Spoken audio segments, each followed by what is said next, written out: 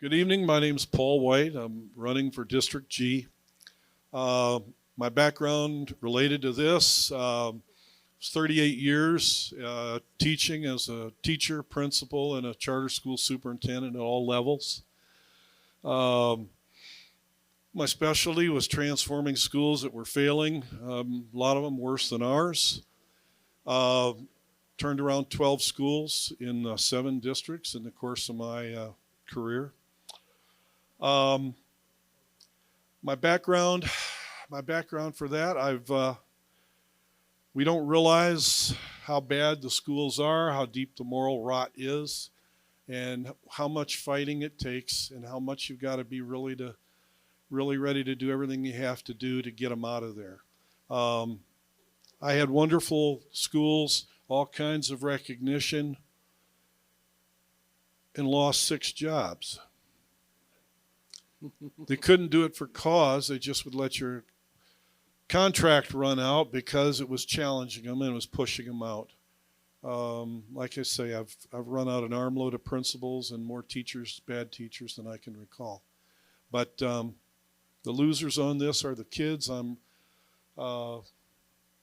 running for the 2 15-year-old girls who one died in a stabbing and the other one's going to prison for 50 years over an incident a decent principal would have shut off the first day they had this year-long argument. I'm running for a class of 6th graders with this teacher who are all talking about committing suicide and cutting themselves because the sex education has convinced them that if they don't want to be promiscuous with the boys, that they must be either homosexual or transgender. I'm running for all the teachers that are out on leave because they've got PTSD. One of them's got nerve damage in her hands from blocking her face from getting hit by students. Running for 120,000 parents who don't have a clue what's going on because the school won't let them get close just with a little announced special thing. There's just a need for moral clarity. And the clarity is things are not a little bit bad. The drugs, the attendance, the abusive, violent, dangerous behavior is absolutely out of control. And they need to be thrown out of there and thrown out of there now. And I've fought for 38 years, and I know I could change the schools just like I changed the 12 I did, but you can't do it until you're elected. All right. Thank you very much. Thank you. Victoria? Oh. We need another chair. All right.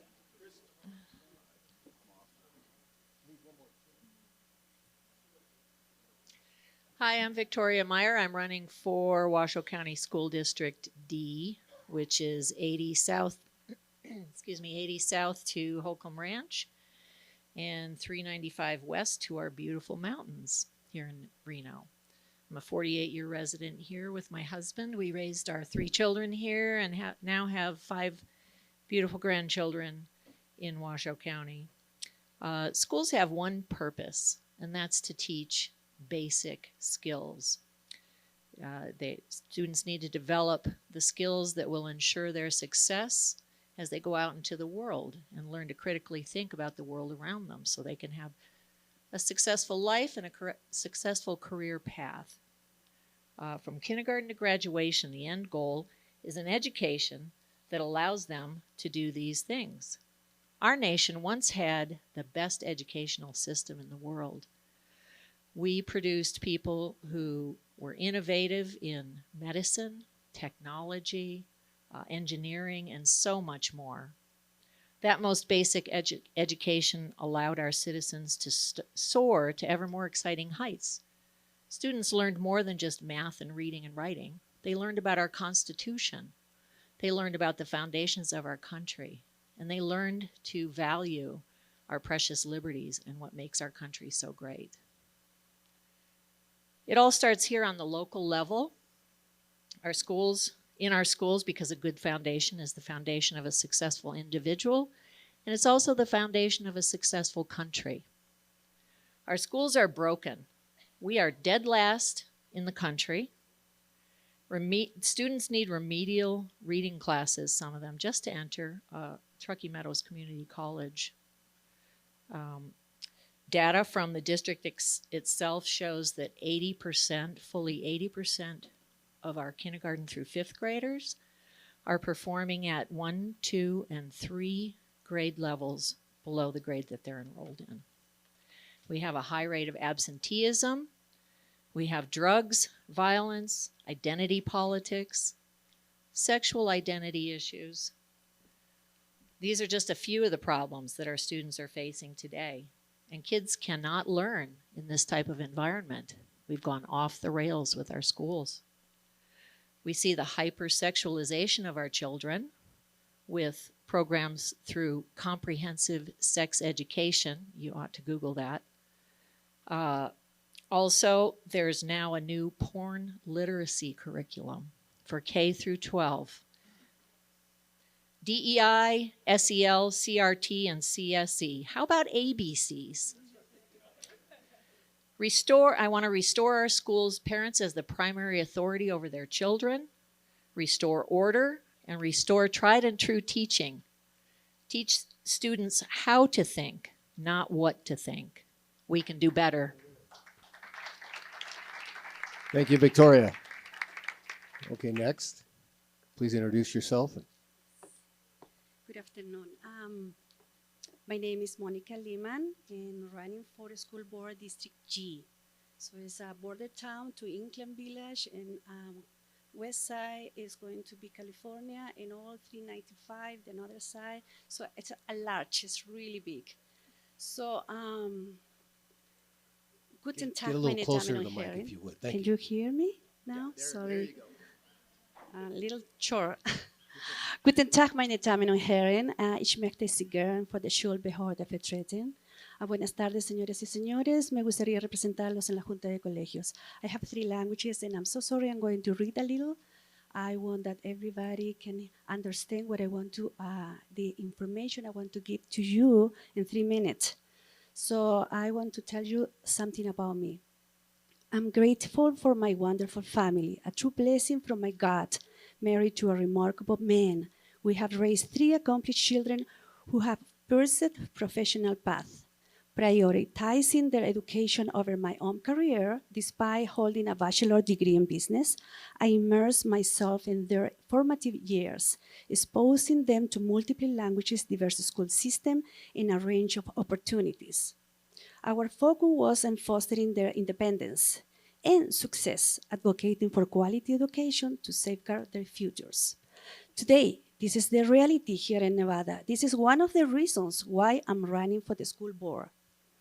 Right now, the public schools in Nevada are failing our children, ranking 49 of 50 out of 50 states in the United States in education. The state of Nevada is rated last in education level in the whole country. Only 35% of the students are at grade level math. Only 35. The rest, nothing. Only 45 of the students are at grade level English. This condemns students to a life of poverty and does not prepare them for higher paying jobs, a total failure of the school system for more than 10 years.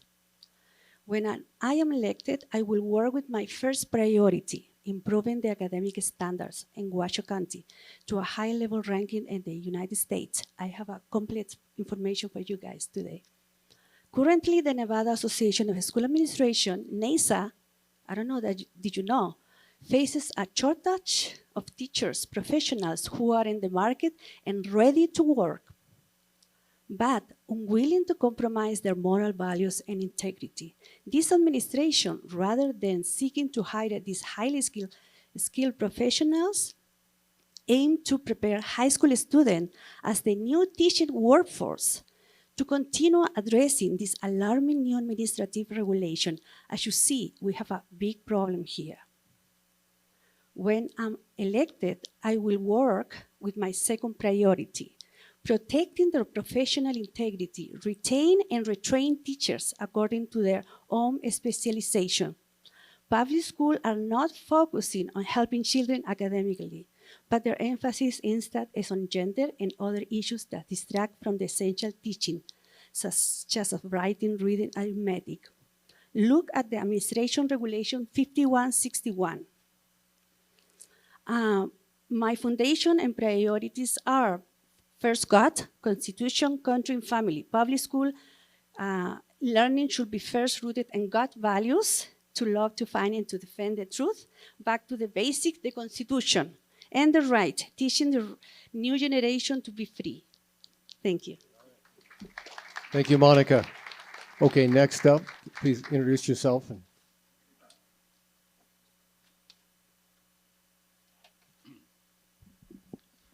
Hello, excuse me, Oscar Williams. I am running for District E, which is Northwest Reno, Westergaard, Billinghurst, Clayton Middle Schools, McQueen High, the new Debbie Smith Trade Academy, which is being built at the old Hug High School, and a little bit of the TMCC has some high school areas that are within District E. I come as an experience as a parent of a disabled child, or a child with a disability, I should say. My son had dyslexia. He went to Westergaard, he went to Billinghurst, and then he was to transition into high school, and at some point you have the sort of parent-teacher conference with a couple of faculty from McQueen and a couple from Billinghurst, and they go into your kid's future and what they kind of expect to happen.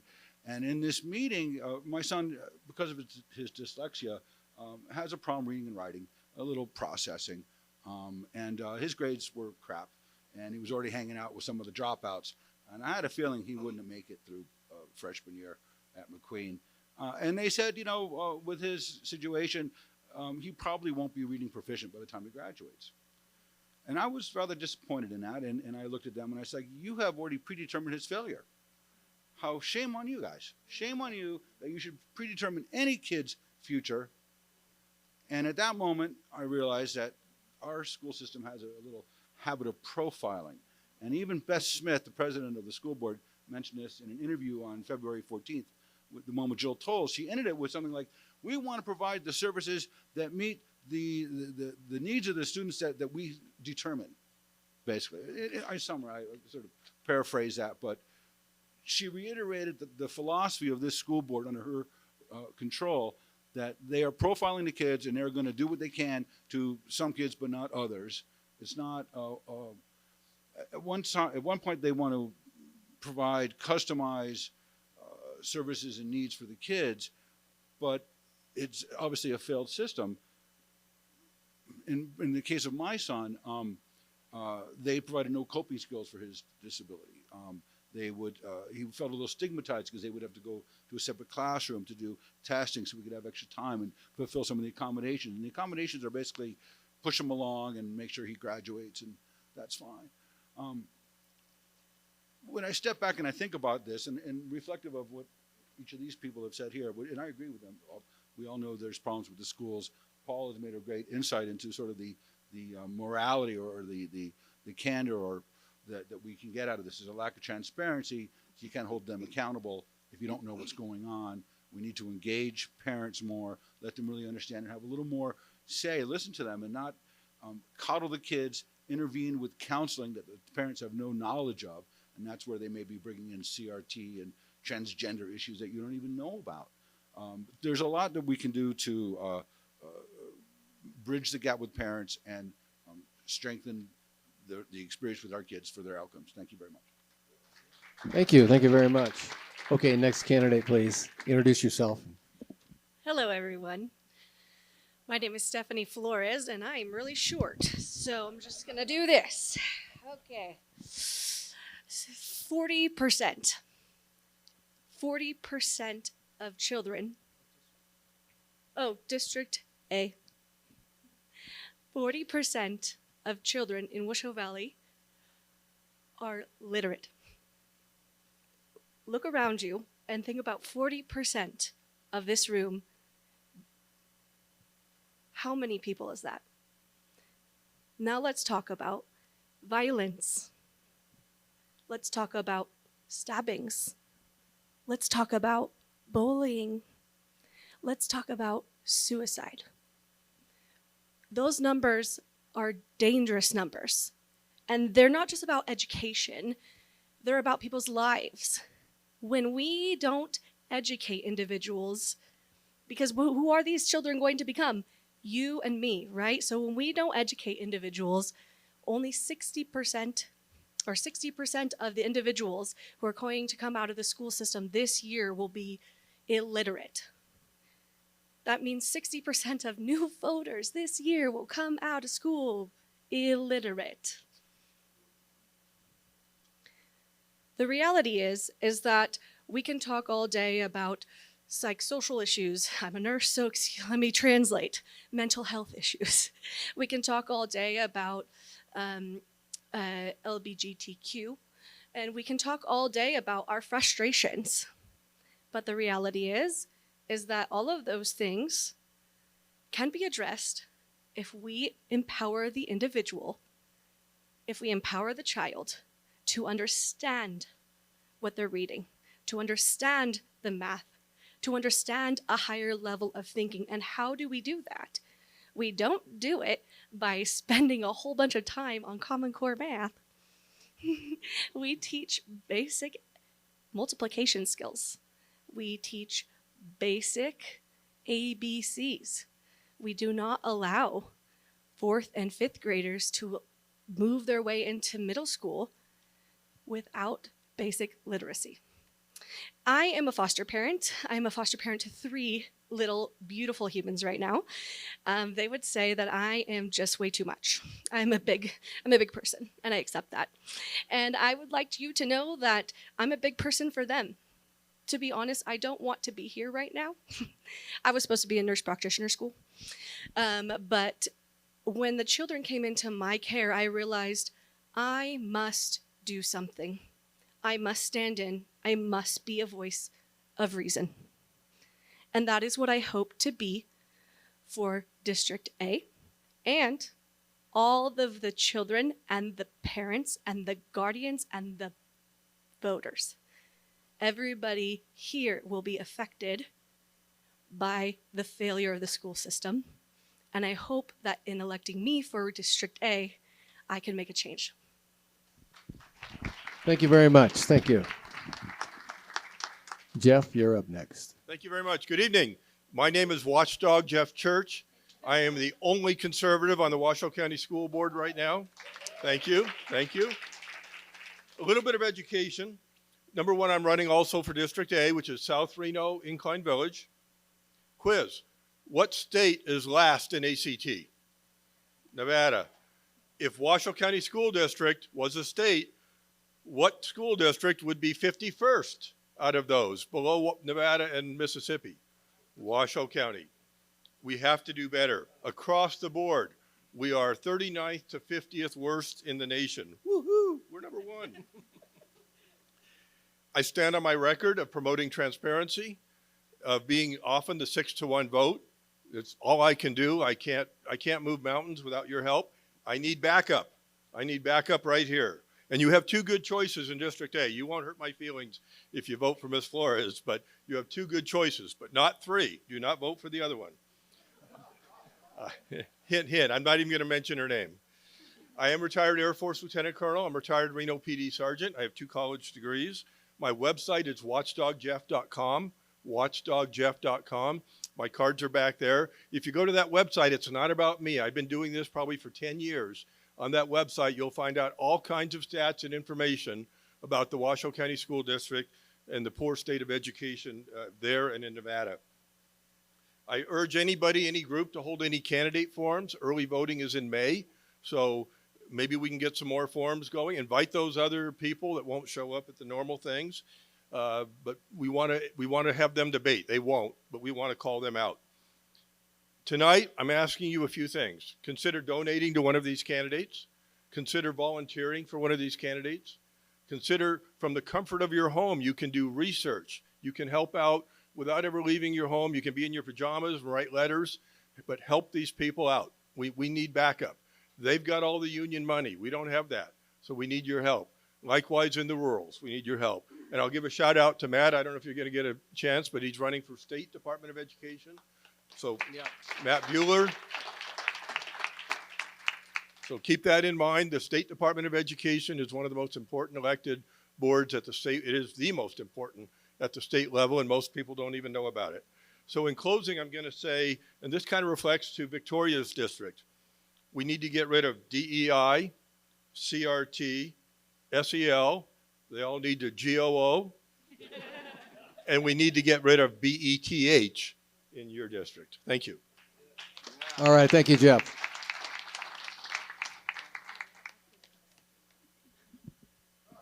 All right. Hello, my name is Alicia Wu. I am running for school board in District G. As Monica already mentioned, District G is massive. It's essentially the entire western side of Washoe County.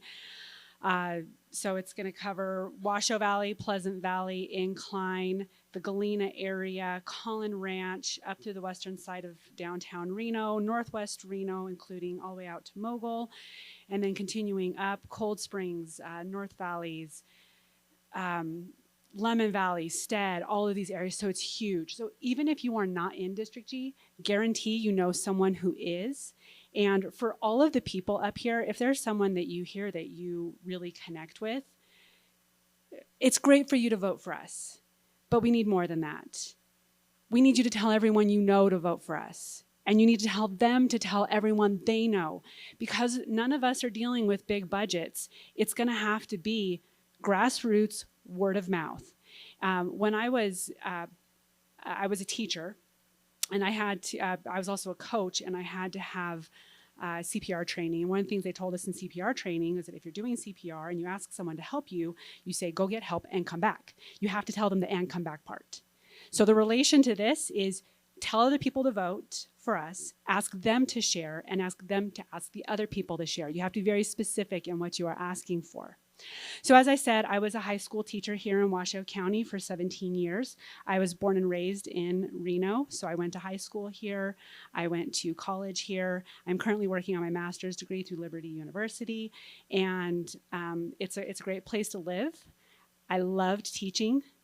Teaching was my passion. I still love teaching, but our district is very broken.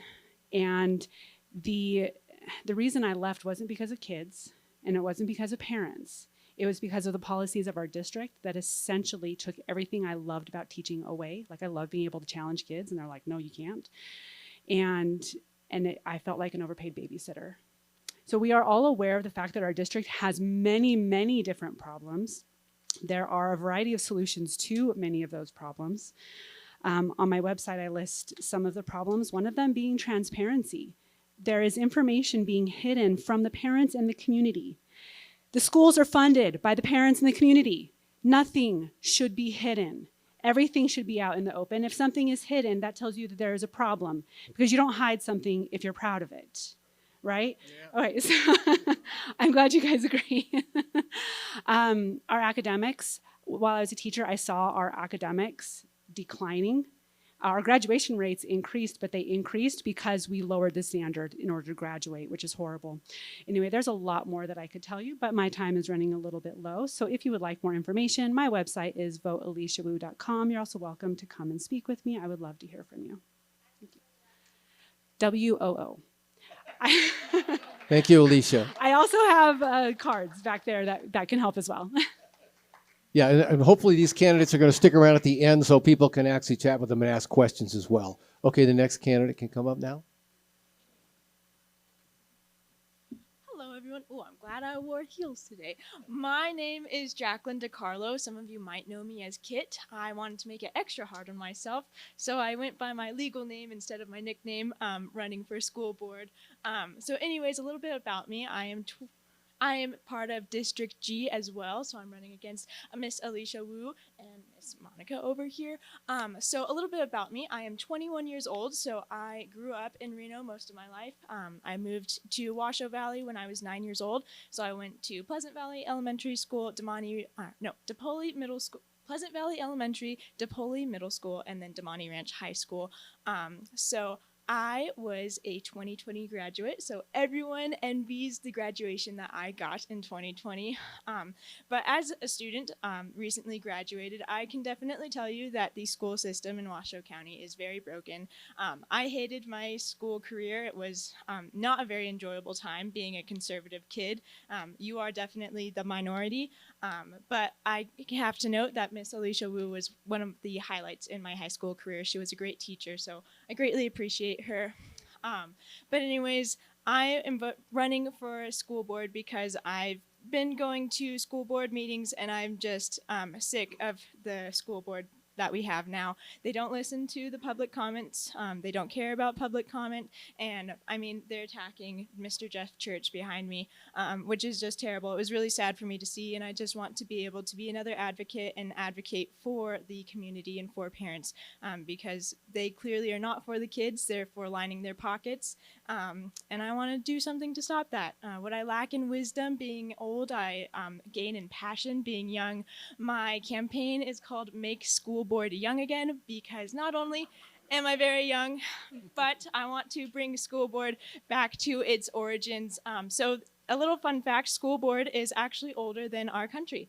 It started in 1647 in Michigan, and its original state was to maintain schools. And how far the tree has fallen from that. We do not maintain schools anymore. We're actually trying to destroy everything about them. So it's pretty terrible, and I want to make it young again, bring it back to the roots. And yeah, I do not have a website up yet. I'm a little slow on this whole campaigning thing because I am a young adult and I am busy, but I'm getting it up soon. If you want to talk to me, I'd love to give you more information about myself. So thank you. Your name again? My name is Jacqlyn Carlo. Okay. Thank you, Jacqlyn. All right, next, Chris.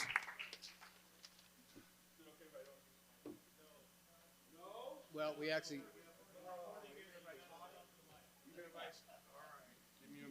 That's all right. You'll live. This is why I don't like these. Can I just? Yeah, I'm gonna take it out. Okay. Yeah, that's fine. Okay. All right. Good evening, everyone. Thank you for the opportunity to be here. My name is Chris Tabarez. I'm running in District D. District D as in dog. Again, as Victoria mentioned, south of 80, down to Huffacre, Collin Ranch to 395. Yeah, so it's stand there. Oh, Yeah. okay. I don't like a lot of rules. That's all right. Okay, so everyone up here has done a tremendous job of explaining to you what is broken in the system. And it's a lot. Now, what I'm going to tell you, and I'm going to try to convey to you in this time, and what do I get, 3 minutes, 2 minutes, 3 minutes? 3. Is I want you to think, and I'm excited that there's so many people here interested in school board because I think this is happening across the country. I want you to think about how much power the school board actually has and how important it is to get people out to vote. The school board in Washoe County controls $1.5 billion. They are the biggest public entity in Northern Nevada. They control what your children, our students, can access at school in terms of books, technology, online, everything. Most kids probably spend more time at school with teachers and administrators than they do with their families. These are things that are super important to understand because your choice for school board really matters. It really matters that you have people in there who understand the issues and are willing to fight for them. I'm a career educator. I currently work in the schools, and I can tell you I see all of these issues every single day. And again, no one up here is wrong. We've got a lot to fix, but there's only one way to fix it, and that is we need to help Mr. Jeff Church. We need seats on the board. We need seats on the board to fight for things that make sense. And that's really what I'm about. I want things that make sense for our students. I want things that make sense for the teachers. I want things that make sense for the administrators. Those are the people that are working with our students every single day. We need to take care of them. We need to help them. We need to have policies in place that put them in a position to succeed. And right now, that's not happening. Folks, I want to be very clear. We're in a church tonight. This is not just a political war. You all know this. This is a spiritual war. It is. It is a spiritual war that's going to determine what is important in our society, in our country, and what is not. And as somebody up here said, and I forgot who it was, we need your help. We need your help in getting the word out. We need your help in taking people to the polls. It doesn't matter who you vote for up here in terms of, as long as it's someone that you know is going to, or you believe is going to do a good job, who understands what's going on, who has solutions to it, and has conservative principles. That's what matters. Your actions, not ours, your actions. My name is Chris Tabarez, candidate for Washoe County School Board District D. Vote ChrisTabarez.com. Thank you. Thanks, Chris. Thank you. Appreciate it. And let's give all of them a hand for, I think they're all very impressive candidates. We're going to start out with the first question because we want to keep this moving along. You'll be the first one. And what is your view of school choice? If you could step up to the mic, and they have 1 minute to answer this question. 1 minute. Your view of school choice. By the way, these are not gotcha questions. These are just questions. We just want to find out, how you believe. Anyway, school choice. School choice is a joke, just like most of the things they put out.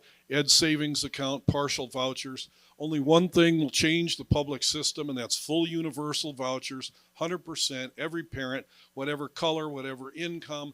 Anything else is just an attempt to stall. What's your choice exactly in WCSD? Your choice of, what do we got? 60 lousy schools.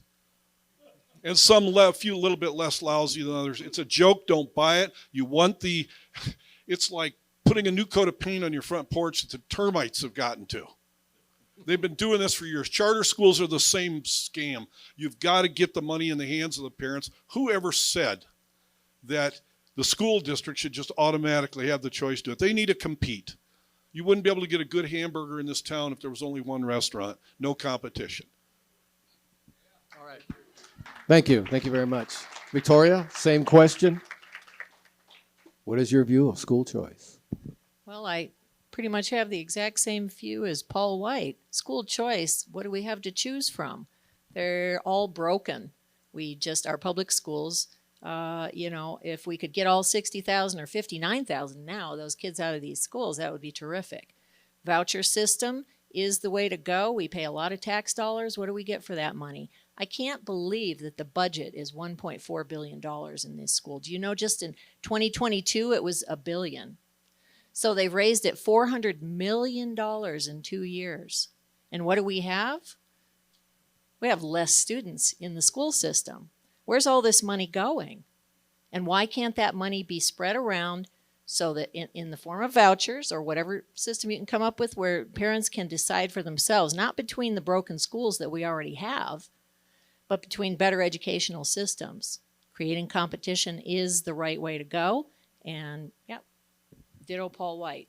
All right. Thank you, Victoria. I think Susan Enfield took some of that money out of our state. But anyway, next, please. Good size. The microphone now. Once again, your view on school choice. Okay. Yes, I was chosen my school choice. I don't speak very well English. 20 years ago, we arrived with my 3 children from Germany, and then I decided to move my children in public school. I saw that level really bad. I was living in California by the time, but there was a hybrid system. And one of my children started to be jumping in the classroom. They put outside this child. Ritalin, that is the name of the drug. They looked for my 2 children, one really very soft, but because he was really soft, need Ritalin, because need to be concentration. And another one also because he was jumping, so all the time they called me to the school, primary time. They were in the primary school, first, second, third, up to 5th. So finally we decide change the children, and my children, they moved to college.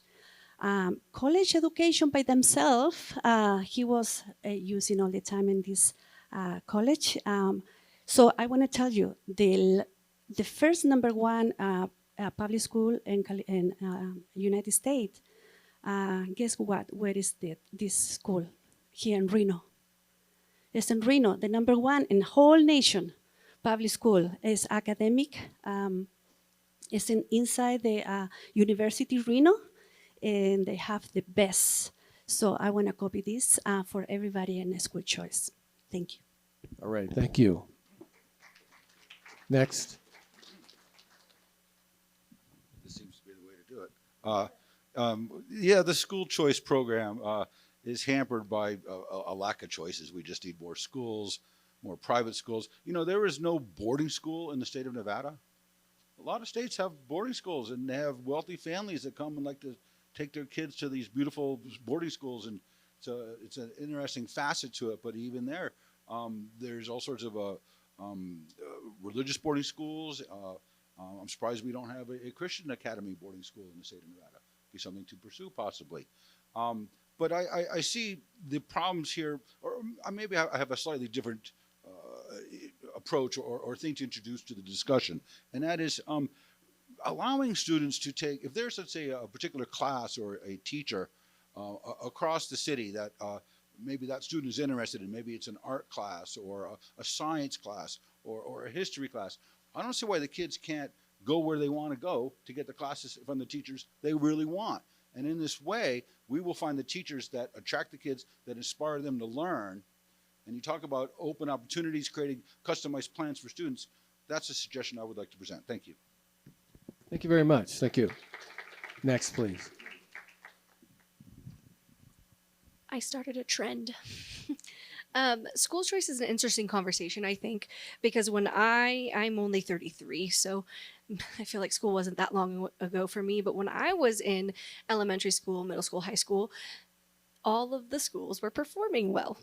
And I feel like this conversation about school choice has started to kind of erupt, especially around the COVID time, because it doesn't really matter what school you're going to or if you have the choice to go to a different school. If we are systemically failing, it doesn't matter where we go, there's going to be a systemic failure at every school throughout the district. And I think we all know that. However, I do agree that once you reach high school, I think that we really need to look at allowing the high schoolers to explore career training. And I think that we already have a career training program, and I think we can expand on that. And I think that that would allow children in high school to get a vast option of classes. So that's my idea of school choice. Thank you. Thank you. And please remember to stand right behind the microphone stand there so that we can keep you on. Thank you. We can get you on video. Thanks. Zoom in on you. Once again, Watchdog Jeff Church. One size does not fit all. I'm 100% behind true school choice, vouchers, etc. Let me tell you a quick story. Just today, I found out the city of Reno is considering a zoning denial for a church wanting to open another school. Guess who's opposing that? The Washoe County School District. My district. I didn't know anything about it. Shame on them. That's the lack of transparency you're seeing. I am 100%. I called them. I said, I'm behind you. Open your school. I want school choice.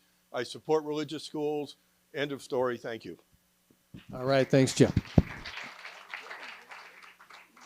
Stand right behind the stand there. There you go.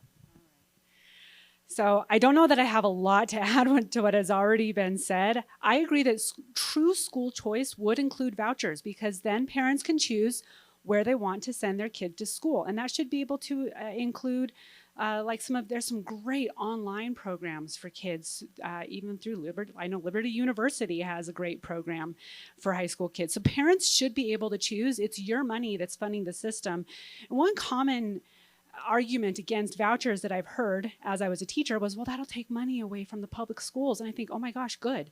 The public schools, why would you keep dumping money into schools that are so profoundly ineffective? If you were to say that if schools are putting in, let's go low, $6,000 per year per student, that's at least $72,000 for an education where they finish and they can't read, write, or add. Like, that is insanity, and parents deserve more choice and true choice, not just choosing between different public schools that are all terrible. All right. Thank you. Thank you. Next. Well, I don't want to really beat the dead horse anymore. I think we can all agree on some of the things that everyone else has said, but I think whatever is going to benefit the students the most, that's what we should be following. So if there is a choice, that's better, even though right now with our school system, there isn't really any choices. But if there's a choice that benefits the students, then we should allow it. Then we should make it as fair as possible for them. Yeah. We need to be looking at their future. I know everyone already mentioned that Nevada is 50 in states for education, but did you know that we have a C- in success rate, or the statistics for success after high school? So we're barely passing at being successful in life after school. So of course we should be able to have choices on where we want our kids to be educated to improve their life after school, since that's a majority of where they will be after. So thank you. All right. Thank you. Okay, big guy, right behind the mic stand there. So this is what I was talking about earlier, people that have solutions and that actually understand the problems. Here's the deal. We've got to do what works. Whatever works is on the table. Clearly, what we're doing now is not working, right? And it's pretty simple. Aside from a few things, I want to say that there's some things that the school board has done that I think, like they just gave teachers pay raises. That's a good thing, because we have a teacher shortage. That's one of the ways that you get teachers interested, right? People who are qualified. But most of the things do not work. And so instead of saying, hey, what a common sense person would do, at least in my mind, hey, this didn't work, let's try something else. It's not working. We need to put every option on the table. And I'm all for anything that gives parents more control, more rights, more access, more transparency, and more impact on their child's education. So, thank you. Oh, very good. Very good. So the next one, we're going to ask everybody to hone in on one specific thing. The question is going to be, what do you see as the top issue facing Washoe County schools, and how can the board help correct or improve that issue? So what's one thing that you can focus in on that maybe we could improve on at the board?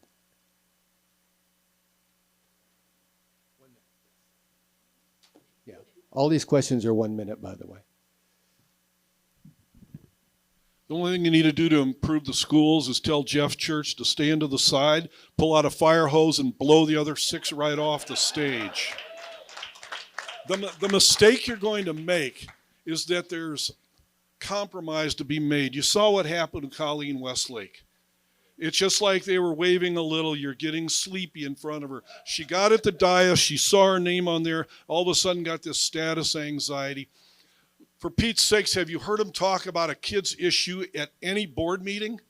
Is any kid's life better in the past 4 years because of what the board's done or what the rotating cast of superintendents have done? They don't teach. They don't know kids. The kids are simply, it's an adult employment center.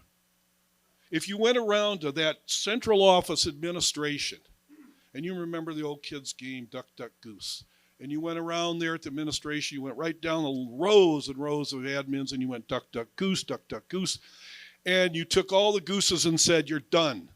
Go back to the classroom and teach if you got a credential, or you can leave. You wouldn't know they were gone. We're considering a guy for superintendent who has been, his title has been Chief Officer of Continuing Academic Improvement for X years. Our grades have done nothing but go like this for 10 years. Why is this man a finalist? Good question.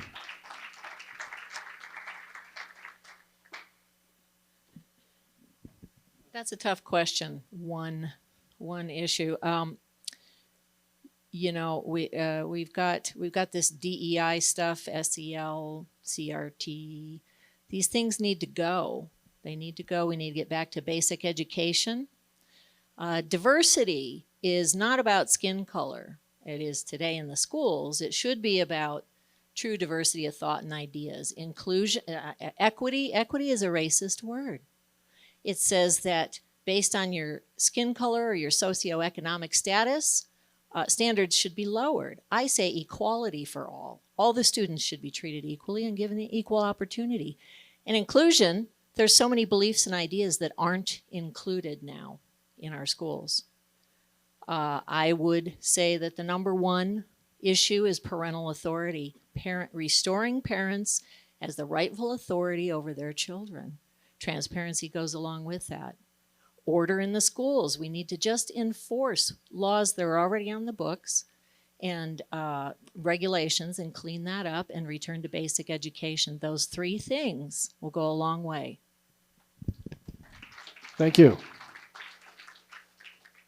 What do you see as a top issue, and what do you see the board can do to improve it? So transparency of the teaching, administration regulation 5161 before was never in the school, public school. Right now we have all these EIE, OO, whatever it is, this is all the budget going to all this administration, new one about gender issues. They are destroying body, mind, and spirit of the children right now, connecting also, destroying the families, community, state, and we are not going to have a country later because we are not going to have somebody thinking and vote for the right issues in this country. So transparency also in the budget.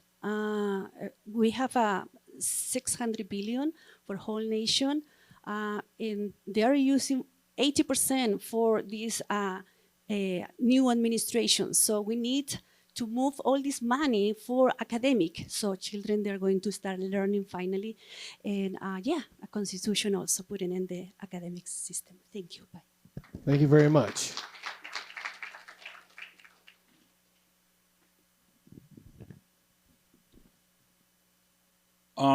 I'm kind of returning to what I said before. The school board seems a little fixated on providing funding and programs that match what the futures of the students look like for them. That's quoting Beth Smith. You know, every kid is unique, and yet we do need to have a certain standard so we can judge them equally, give them something to strive for. I think when you lower the standards, you lower the standards for everybody, even for the kids who want to learn and are stuck with the lowest denominator dragging them down.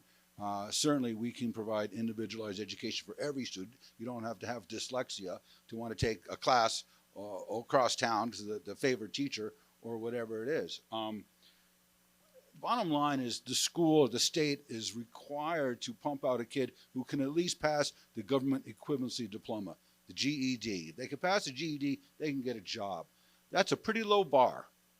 But that is the bottom line as to what the school board and our state is, I guess, required of our students. We can do better. We should reward achievement and provide the avenues for achievement. Thank you very much. Thank you. Top issue, and what would you do to correct or improve it? I believe the top issue is literacy and math basics in elementary school, and this is why. I think that there's a lot of valid things that all of these individuals have brought up on this stage. However, if our children cannot read and our children cannot do basic math, they cannot begin to climb Maslow's hierarchy of needs and start to think logically. If we do not have foundations, we do not have individuals with foundational thinking. Foundational thinking, I think, is where we need to start.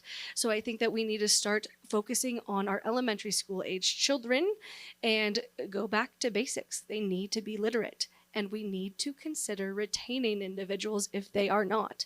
I am an individual who was retained. I was retained in second grade. I was told I likely would never even go to high school or pass high school. Here I am with a bachelor's degree and magna cum laude. Thank you very much. I worked very hard for that. And I think that we should give these children the same chance. All right. Watchdog Jeff again. Pick that mic up, would you? Yeah. D is for diploma. That's the motto of the school district. It's quality of education. Everything we're doing right now is rearranging deck chairs on the Titanic. Worthless. We got to take it down to the studs. I could stand up here for 20 minutes and give you a good talk about it, but website, watchdogjeff.com, drugs in the schools, violence in the schools, disrespect for teachers, not supporting the teachers. We've got to go with the basics, take it down to the studs and start over because, again, rearranging deck chairs on the Titanic is not working. All right, thank you. Alicia. So I could also speak to many different problems in the school district after being a teacher and seeing so many of the problems. One that I think is particularly important is we need to have real discipline. So many other things are affected by that.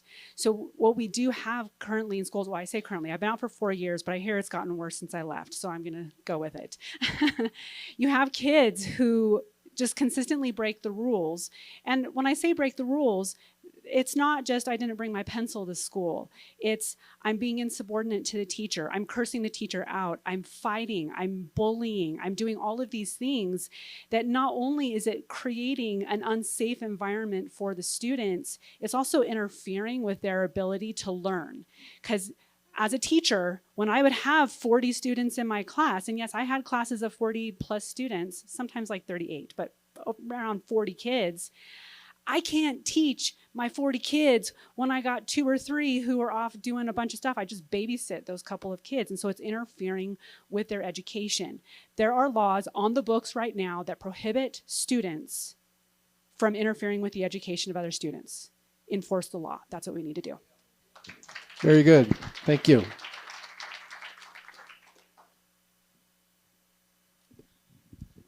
Well, I agree with all of the issues mentioned earlier, but as a student in the Washoe County School District, I felt that they didn't really teach me anything. Besides Miss Wu's class, of course, and my art class, I learned a lot from those two. I still love reminiscing about all the flashcards we had to make in Miss Wu's class. But besides that, I felt like they didn't really teach facts, especially in history. I remember my junior U.S. history class. They taught us some things, and you're like, I don't know if that was very patriotic. And I'm just like, oh, did that really happen for us? I'm like, why are we trying to make America look like the bad guys when that's where we live? I remember my teacher openly said, like, white people are racist. I am white, very white actually, and I do not think I am racist. But I felt like our schools definitely need to stop being so political and teach facts in high school, in all schools. That's the reason why schools were made, is to teach people to be able to be functioning adults in society. So thank you.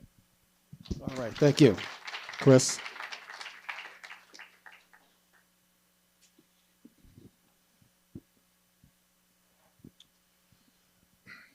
Washoe County's, mission statement that they paid a superintendent a ridiculously large amount of money to stay here, develop it, and then leave, is some garbled thing that says we will know every student by name, place, and it's a paragraph. How about our students will be proficient in math, English, science, financial literacy? That's it. That's it. I think the one thing we can agree on is that we should be teaching the students the skills and the academics that they need. And those are reading, writing, math, science, civics, which is another one. I know that's a word younger people don't. What is that? Civics. But civics, financial literacy, those are the things that we should be teaching them. And every minute we spend not teaching them that, it's an injustice. They talk about injustice. They talk about oppression. It's an injustice because we're sending them out in the world not prepared. Now, with that said, there's so many things that impact the learning, the violence. We can't get teachers because people hear horror stories. We can't get teachers because we're not paying them enough. Well, that leads to overcrowded classrooms. Has anyone in here been in a classroom where you're teaching a lesson and it's working great, everything's going well, and all of a sudden you hear code red, lock the doors, don't open your doors, turn off the lights, close the window? What does that do to the psyche of the students in the schools when it's happening on a regular basis?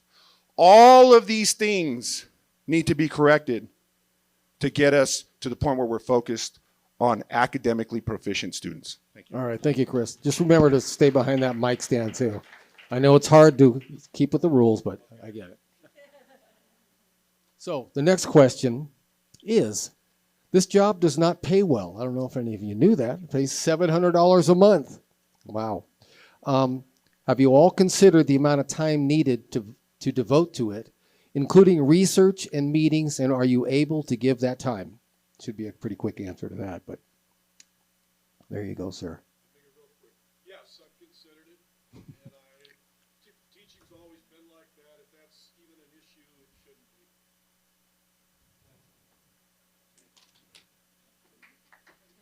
I'm going to readjust this back. Can I? So that we can get people to stay where they're supposed to stay. I did this. Now maybe we'll stay put where we're supposed to. The question, 700. So, this whole idea of what's going on in our country, how did we get here? Education is such a fundamental part of what made our country successful. If you think about it, a basic education, knowing how to read, write, math, science, all that, and civics, and being taught about the history of our country, our Constitution, our Bill of Rights. These things are so important. And we've gone away from that in our schools. Do you remember the question? And yes, I do. Okay. $700 a month. Yeah. How come this board position doesn't pay? And not that I've got ample time and, to do the research and all of that. My point is that just something to think about. This job not paying attracts, the people that we have on there now. It's a stepping stone to higher political aspirations. Yeah. And maybe that was by design somewhere along the way. I don't know about the history of the pay for school boards, but why does the superintendent get $400,000 a year? The board should be paid adequately for a job that is so important to the basic success of the individual and our country. Thank you, Victoria.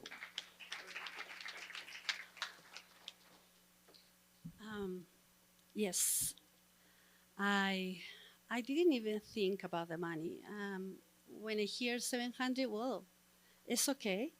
But I was, thank God, having all the blessing. My children are wonderful blessing, and I was able to be at home with my children while my husband was working. And I appreciate what God was doing in our family. Now I'm looking Nevada, number 50 of 50 states, sometimes 49, and I say, God, what is happening in this world? If I can do something, I'm going to do. So next day, you have to run. So I'm going and doing this for my God first. I'm citizen 10 years ago. I was doing my citizenship. I love the Constitution and it's showing my right.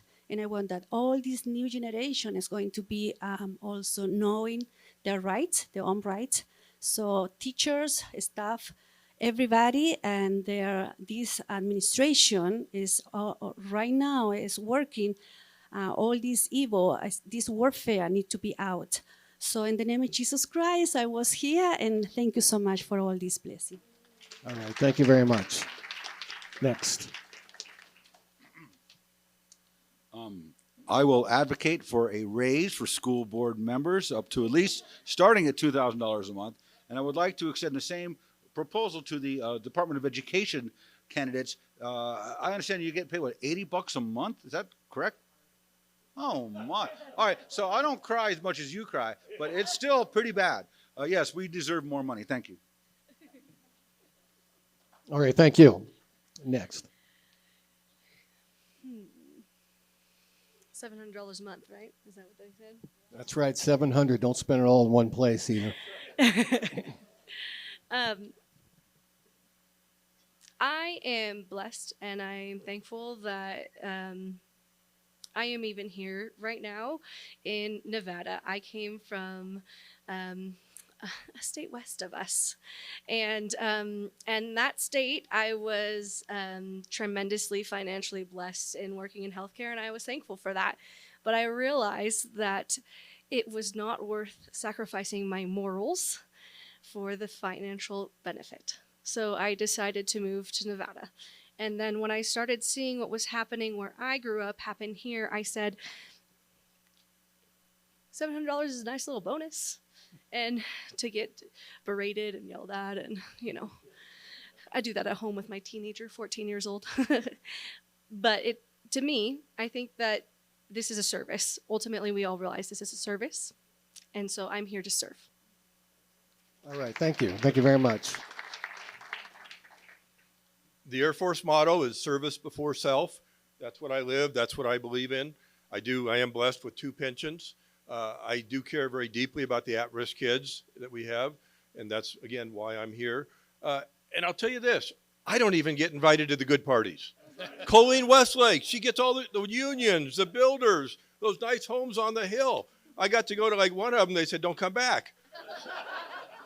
So, Jeff, why would they want you with the good parties?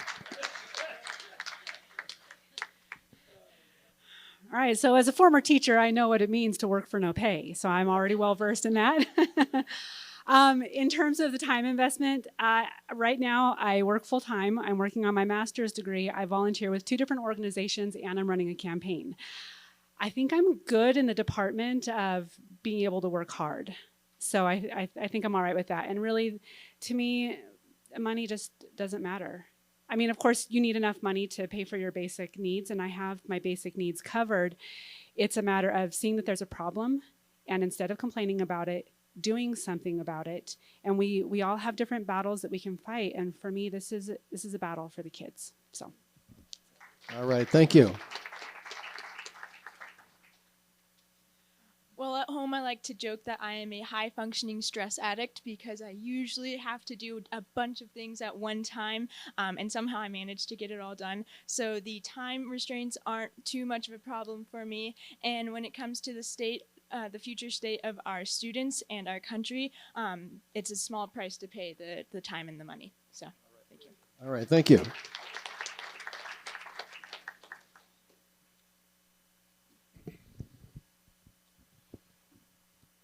I actually thought it was less than $700 a month. You just got a raise. Yeah, I just got a raise. Oh, I think there's medical benefits too. Don't sell it short. So here's the deal, Try and folks. stay right in the middle. Oh, of sorry. Thank you. Sorry, I just don't like to stand still. So here's the deal. I think if you're up here, if you're running for a position like this, originally back when they started, they said, we want people just like it was supposed to be with Congress, and said, we want people to serve and then come back. Nobody thought, hey, I'm going to make a career out of this. Some people have a very nice career. But I think if you're doing this at this level, you're doing it because you understand the seriousness of the problem and you're trying to step up and do something. That's what I'm trying to do.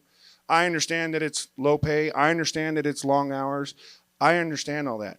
But when I look into the classroom that I work in and I see what's going on, I couldn't look away any longer. And win or lose, whatever happens, I can look at myself in the mirror and say, I tried to do something.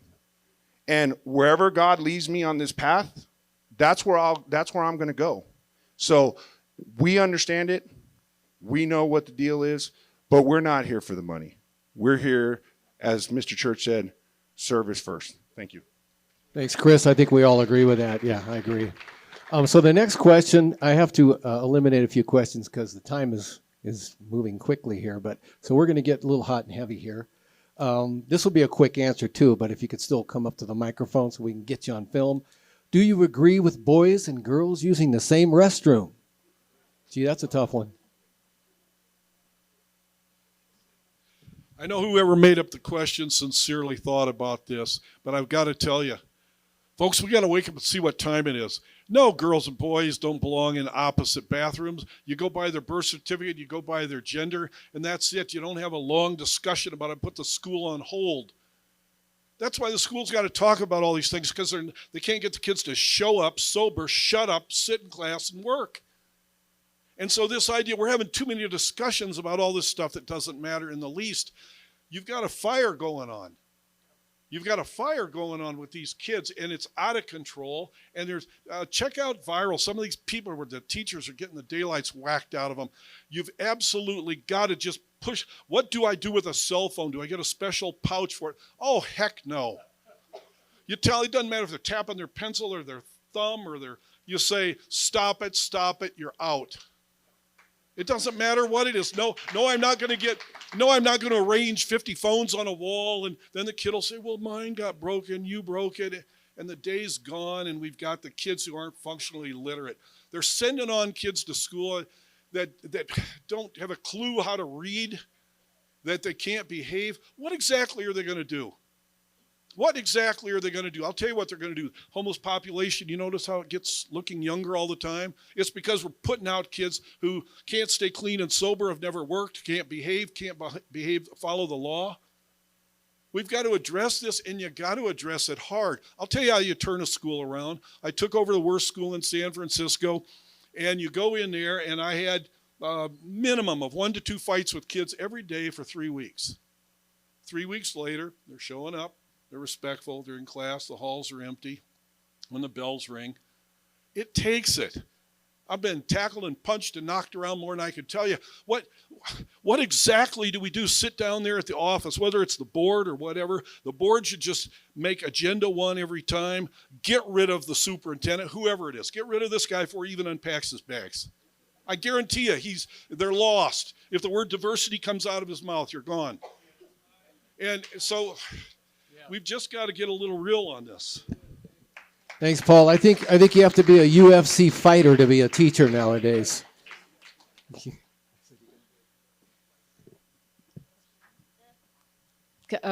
No. God made us in his image, male and female, he made us. And there's a boys' bathroom, there's a girls' bathroom. We do have an issue with transgenderism across the country. We've got, it's become a social contagion. There's a whole lot of information about that out there on what's going on in our schools and the affirmation policies and the counseling offices. We have GSA on our campuses. We have men, in women's clothing, tutoring our children, and these after-school nonprofit organizations coming in and introducing and affirming these issues. And all this stuff needs to go. We need to get back to basic education, reading, writing, math. It's really common sense. It's really basic issues going on here, and we just need to get rid of all this extra noise, identity politics, and all that. Thank you, Victoria. So definitely no. God created us, as Victoria say, woman and men, and separate. And God was always was thinking in control or organization and beautiful things. What is they're doing is destroying and the spirit, body, mind, spirit, I say, of these children. So they don't want to have actually a future. They want to destroy the human being as a warfare. We have to be against all these new administration regulations, and totally no, definitely no. Thank you. All right, thank you. Thank you. I'm against having transgenders mixing with different sexes. I think if you want to attend a school where you want that, maybe we should build schools just for that. I'm all for segregation of transgenderism. I don't think it mixes well with normal parental family Christian values. The people in this room, me included, I'm totally against it. I think we could do so much more. Do you know that in our middle schools, there is an outside agency that has access to our kids called Safe Suicide? And I was like, I heard Beth Smith talk about this, and I'm like, safe suicide in our middle schools? Why are our kids so depressed? Because you're confusing them with this transgender nonsense instead of giving them real skill challenges. Thank you so much. Thank you. All right, thank you. Next, please. No. I think I got that. Okay. So of course I'm opposed to that, but it's worse than you think. Your kid or your grandkid goes on a field trip. You don't know who they're lodging with. They don't tell you. Your kid identifies as something you don't know. They don't tell you. They are prohibited from telling the parents. So I'm opposed to it in sports. I'm opposed to it in lodging. I believe in parental notification. And I don't care who you sleep with, what your identity is. I don't care. But what about religious rights is on the equal footing with that? So yes, I'm opposed to it. And if I had the majority on the board, if the federal government said you have to do it, we'll just cancel sports and that kind of thing and, call it a day. All right. Thank you. So I think the whole reason that male and female bathrooms are separated are to protect the females. And so by allowing males into a female restroom, that puts the girls at risk. And I think girls deserve protection. So males, females separately, absolutely. All right. I like it. Thank you. Honestly, I'm a little offended that that's even a question in today's society. As a woman, that riles me up so much. I should not have to share with men. I'm sorry. I'm a lady for a reason. You come to me, I'm not. No. But anyways, besides that, look at the sex ed. Aren't they saying that something's wrong with you if you don't want to have a sexual active life? Like, what do you expect if you're opening the bathrooms for free game? Rapes are going to go up. Sex is going to go up. Like these poor teachers that are going to have to break up things that are going on. It's absolutely ridiculous. I mean, in high school especially, hormones are raging. That's the deal. So absolutely not. You're right. It is unfortunate that I have to ask that question, but I do. Chris?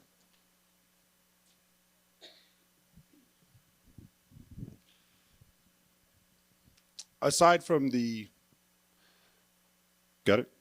Great. Aside from the philosophical opposition, I want to think about the practical as well. And what I mean is, how many people in here know about the new Hug High School and how it has the floor to ceiling restroom stalls? Yeah.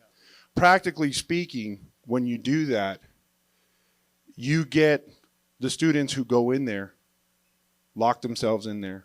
No one can see what's going on. This causes a whole host of other issues as well, because teachers can't just go in there and look, because that would be wrong. And so kids hide in there. There's all kinds of issues that come along with that. The one thing I will say is this, and as I said before, all about parental rights, all about parental knowledge. The biggest loophole here, and this is something that the district uses, is they keep it under wraps. They don't tell parents. Parents are not informed. Even the parent of the child, the 5161 says, you cannot tell the parents what is going on with your child at school. It's right there in the back. You can go read it. That is not how you build partnerships with parents. That is not how a good faith partner acts. You don't hide things from them. It's building barriers between the students and their parents, and that's not the job of the school district. Thank you, Chris. So the next question is about 5161. What will you do to address the administration regulation 5161 regarding transgender youth, use of pronouns, shared bathrooms, sorry, we just talked about that, dressing rooms, sports, and the requirement that teachers conceal this information from parents?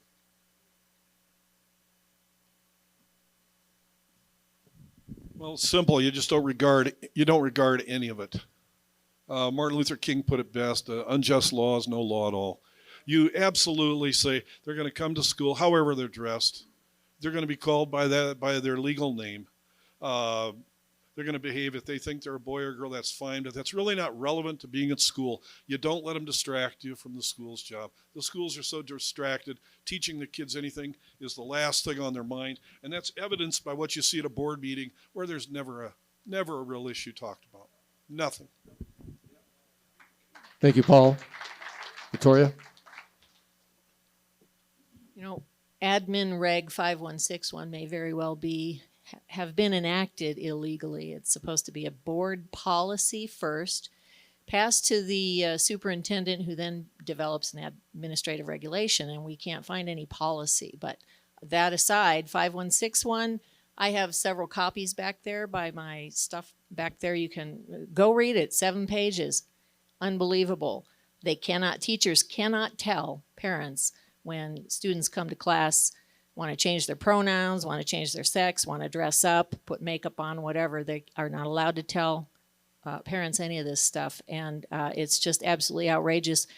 Also, in 2022, we passed the ERA amendment to our Constitution here in Nevada, which says no discrimination based on sexual orientation, gender identity, et cetera, et cetera. So this may be a very difficult admin reg to get rid of, but I will do everything in my power because this is such a destructive ideology. It's tearing apart the fiber of our families, the spiritual well-being of our children, and this is, back to the first question, what's the number one priority? This may be it for me. Thank you, Victoria. So yes, Administration Regulation 5161. As I say and Victoria say, we are supposed to be, if we can do it, remove all these new kind of regulation. They are destroying our children, body, mind, and spirit. Because after that, who is going to pay with insurance? Because parents, they don't know. So now, right now, what they are doing are they're training teachers to training the children. So they are, if the teacher they don't want to do that, out. That's why they are going to training new high school students to continue with this regulation administration. They don't care. So definitely we have to pray. So they remove all these kind of new administration regulation, especially the 5161.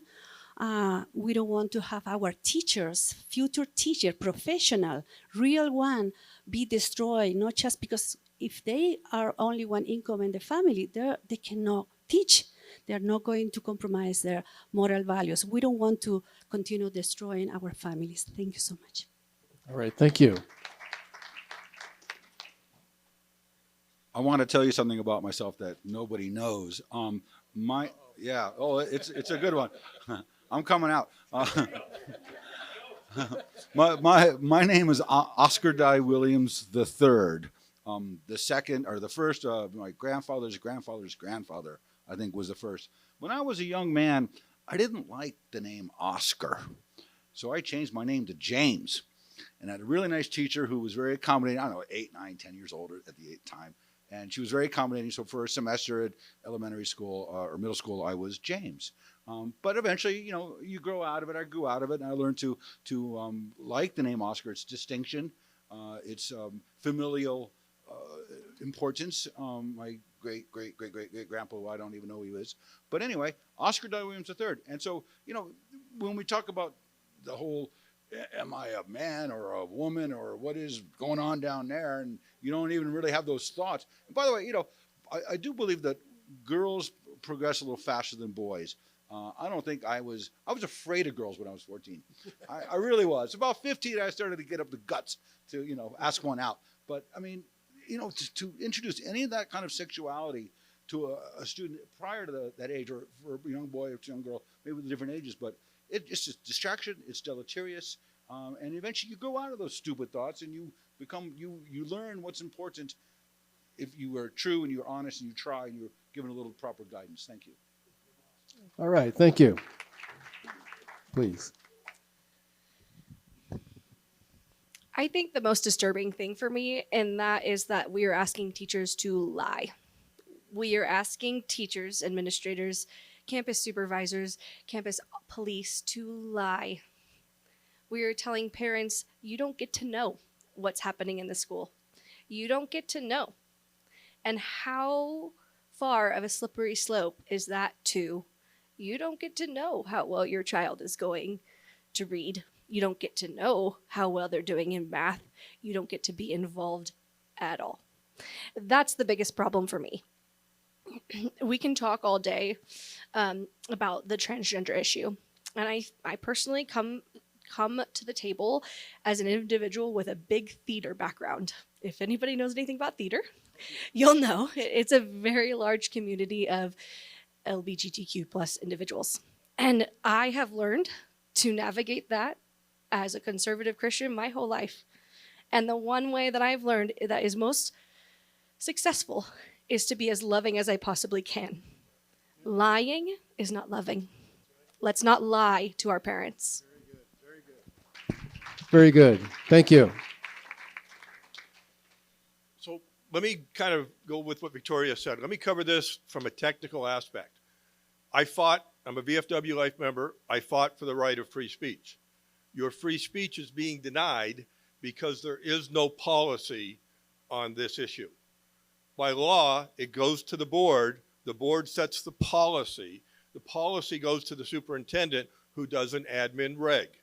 That admin reg goes back to the board in a public hearing to be voted on after a 13-day or 12-day public review period.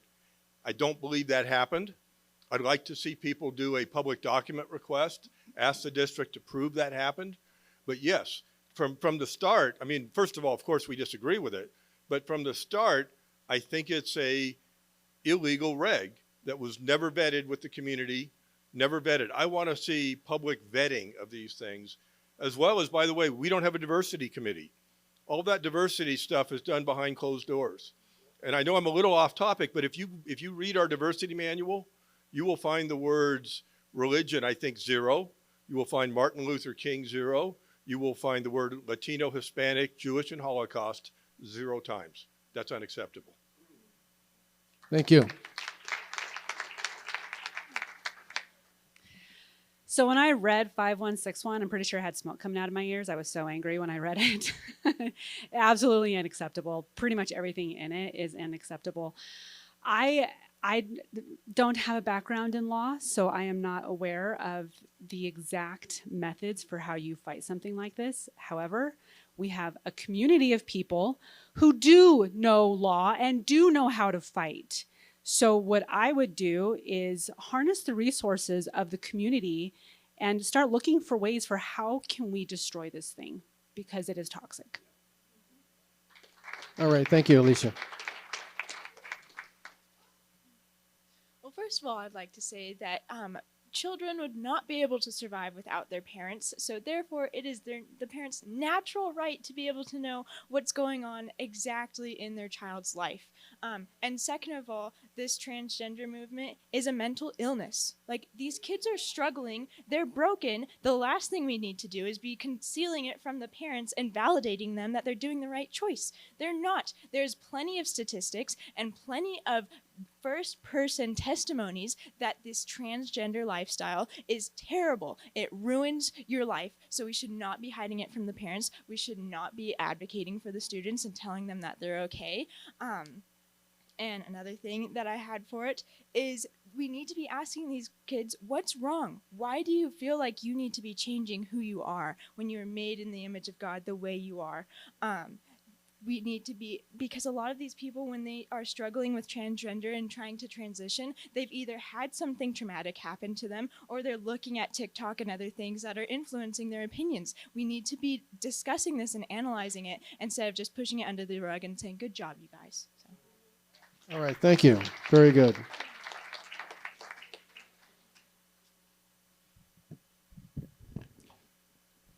So one thing I want to make clear is that the students, the children that are experiencing this, it's a hard thing for them. So I think as Christians, we need to understand that it's not the children, right? They are suffering. They are. It's a confusing time. High school folks, I want to tell you something. High school Well, no matter if you were 10, 20, 30 years ago in high school, it was tough. It is so much harder now.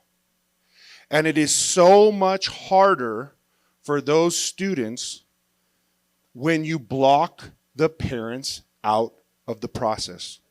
The parents are supposed to be there to support. The parents are supposed to partner with the schools. The schools are supposed to partner with the parents to ensure that whatever needs to be done to help these students is being done. And that's not happening right now. And as someone else up here mentioned, that's the biggest part. If you're going to do this stuff and have these policies, you can't keep secrets from parents. I don't know any parent, regardless of what side you're on, who would want someone to keep secrets from them about their own child. I don't know anybody who would. And so that for sure has to go. But keep in mind that these students, they need compassion, they need love, and they need help guiding them through this tough time. All right, thank you.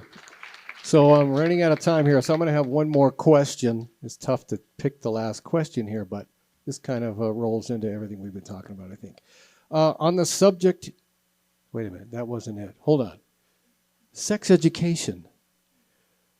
What is your view? Is it the responsibility of the parents?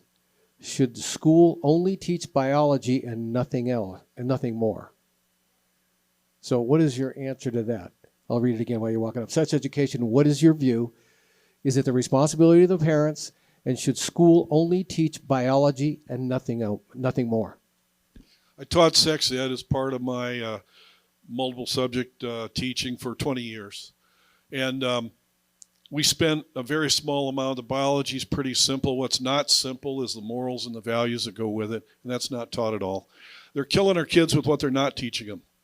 They're not teaching them that the CDC has been setting off alarms for several years that we've got the worst epidemic of STDs that we've ever had. Right now in our high schools, if they're 15 or older, 1 out of 4 has got a sexual disease.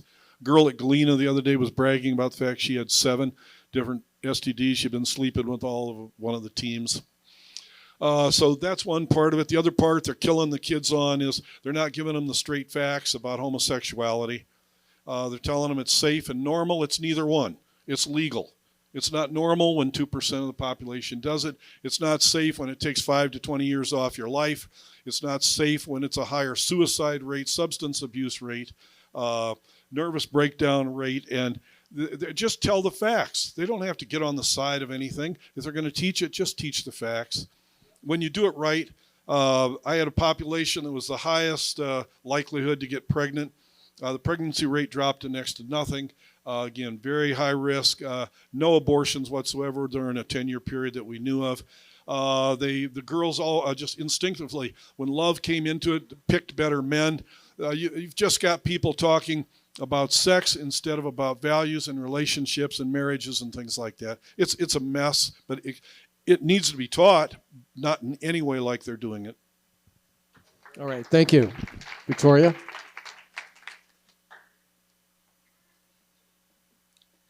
Yes, I think sex education should go back to the basics of biology. It's a really simple matter, and the rest of it needs to be left up to the parents. It's really a topic for in the home, and again, that frees up a lot more time in the school to maybe learn how to read and write and do some math. There's I want to emphasize hypersexualization going on in the schools from comprehensive sex education. Please Google that. You won't believe it's going on around the world. Haiti was told by our United States government that if they didn't accept comprehensive sex education in Haiti schools, that the United States would stop funding anything in Haiti. So there's a lot of information out about it, but it also goes to the issue I mentioned earlier of this porn literacy curriculum. It's just, I have something on my website, which is vote4Victoria.com. I have a resources tab. I have a lot of information on there about the hypersexualization of our children. How can they focus on learning? They already have raging hormones going on, and then we want to throw all this, they call it sex ed, they call it health education, sex health education. comprehensive sex education. It just all needs to go. Get back to basic biology and then the rest of the subjects. Okay, thanks, Victoria. And yeah, could each one of you at the end say your name again and your website? And I'm going to let you do it too before. So go ahead. Perfect. Thank you so much, Victoria. Yes, biology only, basic, what they need to learn according to middle school and high school. But personally, we were teaching our children. It's a personal relationship with our God. So we were giving all this process of learning and telling them what is happening, because they were start asking, and then, okay, diseases and everything has to be with the family, with the parents, with Christian families working and surrounding these children. School academic, math, algebra, everything, but come back to the regular one, biology in the school. Thank you so much. Your name and website real quick. Monica for education.com. Thank you. Thank you. Next.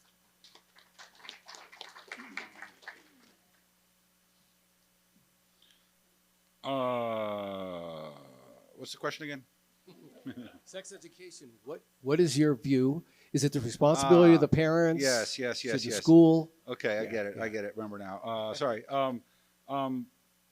If I recall, when my kid was in school, we parents could opt out of the kids' sex ed. We were never provided. They said we could be provided with the materials, but never were. I do believe my kid brought it home one day. It was full of some sex stuff, some gang stuff, drug stuff. It was a lot more than just sex ed.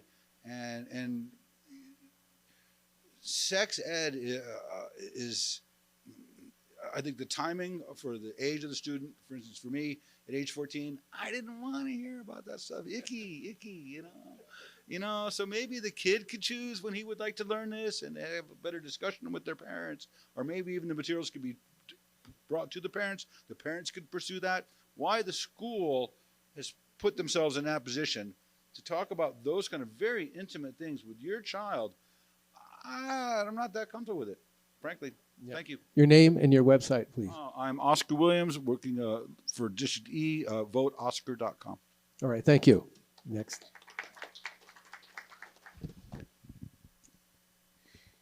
So it's votestephanieflores.com, because I didn't say it before either. So I'll start and end. I have a fifth grader. The fifth grader came to me this week with a new flyer, and she said, they're expanding sex ed. I have to do it. And they have this cool little acronym. She doesn't say sex ed because sex is gross. But she used this cool little acronym, and she's like, I need to do this education. I need to do this education. And they said they sent home the information, and I couldn't get the QR code to work. I don't know about transparency, but my personal viewpoint as a individual in healthcare is that sex education should be taught, and we should address the actual STI epidemic, because I personally treat it every day. And I think that it should happen like this. This is Stephanie World. Stephanie World says, hey, guess what? We're doing sex ed on a Friday night, and your child is not allowed to come unless they are accompanied by a guardian. Why are we wasting education time when we cannot read and we cannot write on sex ed? And this way it forces the parents to be involved, and it forces the teachers and the admin to tell the truth. We need to go back to transparency. Stephanie Flores for District A, votestephanieflores.com. Thank you. Thank you, Stephanie. Thank you. Yes, on teaching prevention, disease prevention, and procreation. That's it. That's not what they teach now. I have a confession to make, and I have the material back here if you want to see it, if you don't believe me. You're not pregnant, are you? Pardon? You're not pregnant, are you? No, but I am a body with a penis. That's all I want to know. And but that's what the sixth graders are. We're no longer boys and girls. That is literally what we're taught. I have it in writing. Some of you are a body with a vulva. Now, if you're offended by that, you shouldn't be, because that's what we're teaching sixth grader. That is the title of boys and girls. I'm not making this up. And it's going to be on the share agenda next month. So I hope you come and speak at public comment to oppose that. But it was already passed. Needless to say, I was the no vote, and I believe Colleen was too. We renamed boys and girls body with a penis and body with a vulva. Thank you. Colleen must be feeling the pressure. Alicia. So I also agree with biology, disease prevention. That's really all kids need to be knowing at this point. If parents want their children to know any additional material, there is plenty of information readily available. And I think that they can easily find that and help their kids with it. And if the kids have additional questions, there are other resources available, but it doesn't need to be pushed in class. And parents should have a say in what is being taught to their kids around this issue. Thank you, Alicia. Go ahead. You forgot to say your website again. VoteAliciaWoo.com. That's with 2 O's. I have a lot of things to talk about on this issue, but I'll keep it short. So first, I feel like it again violates the parents' rights of telling their kids about such important issues. And 2, I feel like it violates the child's right of innocence. Like, you are stealing their innocence by telling them more they need to know in high school, which that is a crime in itself. But anyways, I think just keeping it straight to biology is enough to scare people straight. I remember I took microbiology in high school, and I was traumatized learning about syphilis and gonorrhea. I never wanted to catch it.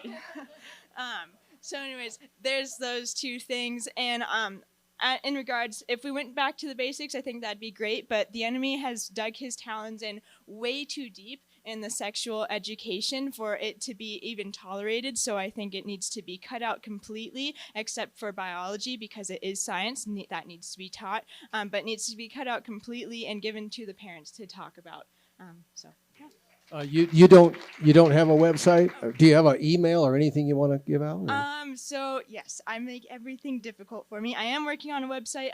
If you are interested to talk to me, I'm more than happy to give you my personal information. My email is a little long, but it is KITHARAJANE@gmail.com.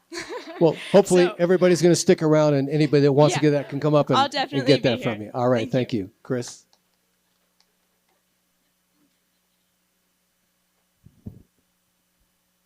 So when I was up here before, I talked about the things that we should be teaching: math, English, reading, science. Biology is science.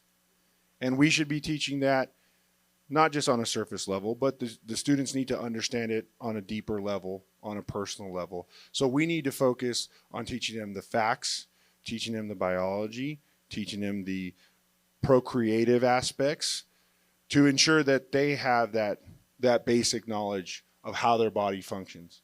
Anything after that should be left to the parents. Now, I don't know if you all know this or not.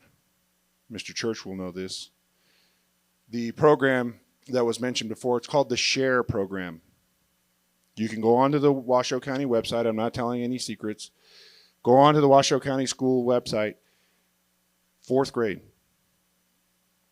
9, 10-year-olds. They're in the classroom teaching them a whole variety of things that are not biology. 4th grade. 4th grade. Folks, these races matter because of stuff like this. They make the policies that affect everyone. And we need people to come out and vote. And here's the thing that I always tell people, and I'll be off, I promise.